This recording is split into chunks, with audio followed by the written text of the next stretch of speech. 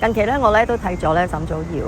醫生啦，咁佢一啲訪問，咁我有講到咧喺AI 啦，同埋未來嘅醫學究竟可以進化到有幾多咧？而究竟 AI 呢一個助手係點樣幫醫生咧？當中咧佢講到，因為佢係腸胃科醫生啦。咁腸胃科咧，我諗早年幾兩年前我都有聽過啦嚇，照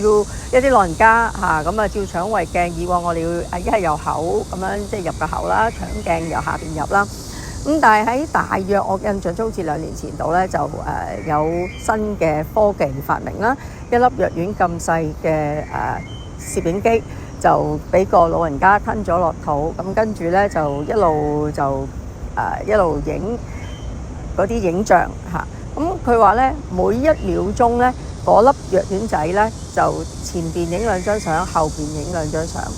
咁經過6個鐘頭之後咧，就可以由即係個口一路食道落到胃，落到腸，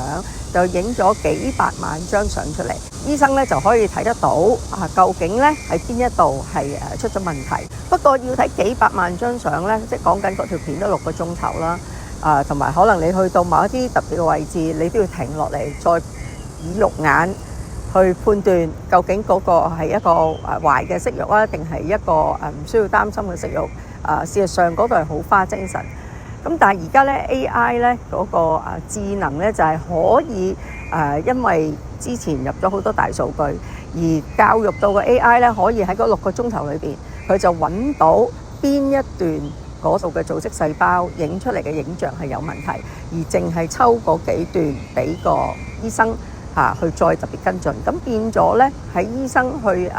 即係唔使嘥咁長嘅時間，可能10幾個鐘頭時間去慢慢去揾究竟邊啲嘅細胞係變異。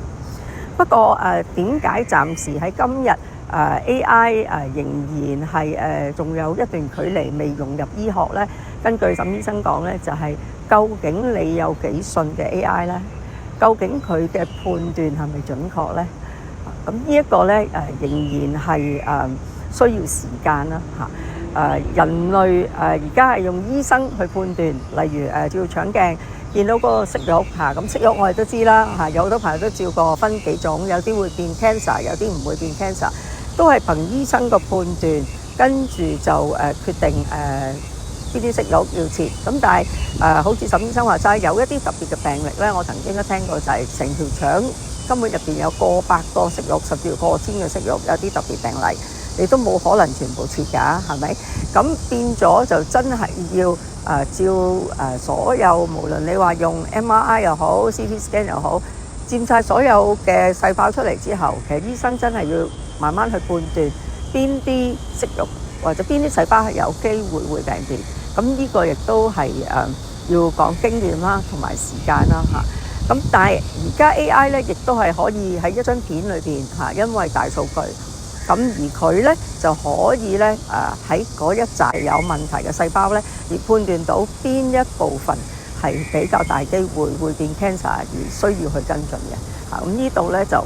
都係縮短咗個時間，不過暫時仍然係需要醫生繼續去判斷，因為都唔可以完全100% 信晒 AI 嘅判斷嚇。咁大家聽到我頭先講嗰分零2分鐘嘅醫學咧，當中已經係有好多科技上嘅進化，諗到老人家未必再適合插喉咁樣慢慢去照，點樣令到嗰個創傷性減低，於是亦都有人諗到吞粒藥丸仔有鏡頭慢慢影，但係當有影像嘅時候，又點樣可以將6個鐘頭精簡，唔好需要用咁多時間去揾個變異細胞出嚟，而 AI 就發揮到呢個功能。近期咧有一個暫時講啦最年輕白手興家嘅 Scale AI 嘅男仔啦，28歲咁佢咧就講 AI 大數據就係新一代嘅石油。佢即係研發出嚟嘅 Scale AI 入邊嘅大數據好值錢啦，咁亦都令到 Meta 即係重金禮聘邀請佢，咁而令到佢嘅身家咧就即係大幅上漲啦。年輕嘅創業家咧全部都講緊係過百億嘅身價美金喎，OK？咁如果佢形容大數據係新一代嘅石油呢，我覺得都幾貼切嘅。如果背後呢一班人用咗咁多心機、咁多人力物力去研發呢啲令到人嘅創傷，甚至乎喺醫學上嘅判斷，用更少嘅時間可以醫到更加多嘅病人，個費用自然就昂貴咯嚇。咁你話我唔中意用呢啲新科技啊，我係都要用舊式㗎。今時今日仍然係可以嘅嚇，不過10年後究竟醫院入邊仲有冇好傳統舊式嘅手術可以俾你選擇呢？即係時代係演變㗎嘛。咁今日片嘅 opening 咧，我都嚟到呢度維多利亞公園啦，咁影咗張相，我覺得好值得影低佢嘅咁就係一個PCCW 嘅電話亭嚇。我諗咧喺今時今日咧，好多小朋友咧都唔知電話亭係愛嚟做乜嘅嚇。甚至乎我即係有一個朋友咁佢咧就個仔仔8、9歲到啦嚇。咁第一次喺條街度見到電話亭，覺得好得意問咩嚟㗎？點玩㗎？咁跟住咧個媽咪就教佢點樣入1蚊原來可以點打到電話咁，好特別啊！佢講呢一個真實例子，因為佢拍咗上 Facebook 今時今日一個8、9歲嘅小朋友唔知電話係咩嚟咁你話呢一個電話亭 PCCW 嘅電話亭幾時會真係俾人淘汰呢？定係我哋成為古董，真係愛嚟俾人打卡呢？有一啲朋友喺大陸小紅書或者抖音都有攞香港嘅電話亭愛嚟拍片嘅介紹俾人知幾十年前香港就係用呢啲電話亭喺條街度咁時代係進化嘅你話到香港最後一個電話亭都冇埋嘅時候，咁就冇咯。咁所以10年後、20年後一啲舊型嘅手術，唔係你想唔想用嗰個方法，而係時代進化嘅時候，自然就用新嘅技術。只不過呢，新嘅技術喺開頭出嘅時候呢，一定昂貴。經過一段時間嘅洗滌或者進化之後呢，自然就個價格就可以開始慢慢平。但係當佢開始平嘅時候呢，又有第二種嘅新嘅技術出嚟。你話喺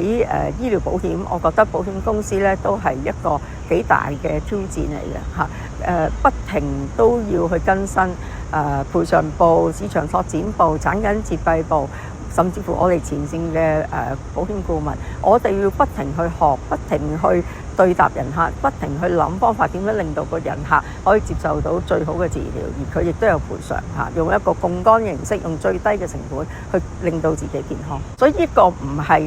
一個人嘅事，唔係一個持份者嘅事唔係保險公司話唔加價就可以唔加價，而係好多個持份者大家同步一齊進化。只不過咧就係究竟我哋點樣去理解呢個醫療科技嘅進步，而究竟我哋係點樣去好好運用甚至乎好似我之前條短片講，喺暫時而家係有好多非西醫醫學係可以做治療嘅，而非西醫醫學當然有好多種方法啦而佢哋可能嗰個成本係啦，暫時嚟講都未必係好平，不過即係嚟緊呢20年啦即係我相信咧喺醫學上特別係香港啦，會更加接受更加多非西醫治療嘅方法啦。咁當有唔同嘅方法嘅時候，可能10年、20年後，保險公司亦都會進化，可以保障到非西醫醫學嘅治療方法。我覺得大家唔需要太擔心或者太驚就哎呀10年後係點，20年後係點。我哋暫時未來呢5年之內嘅醫學，我哋係仍然可以預見嘅不過10年後嘅，我覺得有陣時都可能超乎我哋想象。同沈祖堯醫生講，10年後嘅醫學究竟係點呢？可能係我哋超乎想象。佢咁叻嘅醫生，一個幾間即係醫學院嘅曾經即係校長嘅時候，佢都預見唔到。咁我哋點樣憑空去想像將來可以進化成點呢？而家你話我哋同啲人客做 financial planning，我覺得做5年內嘅短線 planning、10年嘅 planning，我覺得都係我哋叫做可預見或者叫做個不確定性，我哋容易啲有範圍之內去做 planning。不過你話超過10年後，究竟個客人嘅自己嘅健康，佢都係控制唔到噶嘛超過10年後嘅醫學又去到點？超過10年後香港嗰個醫療體制係啦，會唔會因為同大灣區融合而又因為競爭問題而大家平咗呢，其實好多我哋都估計唔到，所以唔需要黑驚自己。我覺得最緊要就係今日我哋活得健康，自然我哋就有一個清晰嘅頭腦，安定嘅心，我哋呢就可以活得更加開心。我係 Miss Chow， 已經咧製作超過365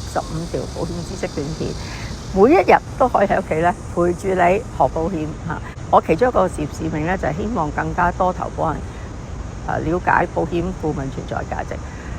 甚至乎認同保險嘅存在價值嚇。如果你都認同我呢一個使命嘅咧，記得 subscribe 啦，同埋 forward 俾有需要嘅朋友啦。如果你自己做緊一個工作，覺得唔係好開心、稱心如意，而你又認同我呢個使命，可以將開心、安心帶俾每一個家庭嘅話咧，歡迎你 DM 我哋大家可以一齊做合作夥伴，大家去研究下究竟我哋點樣將開心、安心帶俾每一個家庭。下次見。